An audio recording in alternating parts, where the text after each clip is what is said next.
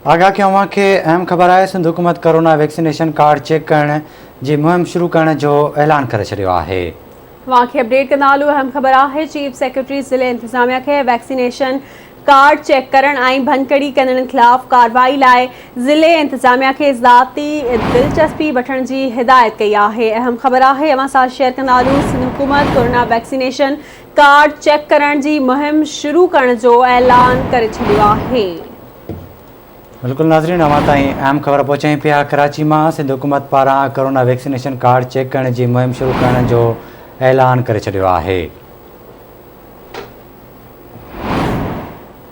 तफ़सील मालूम कंदासीं कराची में नजीब नैच का। नजीब, आगाह कजो, छा तफ़सील आहिनि? जी बिल्कुल, सिंध हुकूमत पारां फ़ैसिलो कयो वियो आहे त कोरोना सर्टिफिकेट आहिनि उहो चेक करण जो सिलसिलो ॾिठो। हिन हवाले सां बाज़ाब्ता धर्म खाते पारां लेटर जारी कयो वियो आहे, जंहिंमें चयो वियो आहे त जेके सिक्योरिटी इदारा आहिनि उहे हाणे कोरोना वैक्सीन के हवाले से माण्हुनि सां पुछा कंदा ऐं कोरोना वैक्सीन चेक कई वेंदी मुख़्तलिफ़ जायुनि ते।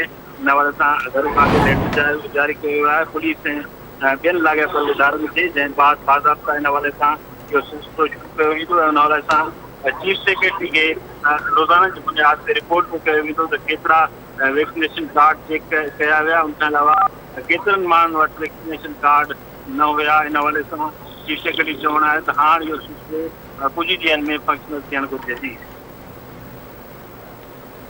वॾी महिरबानी अवां जी नजीब अपडेट करण लाइ।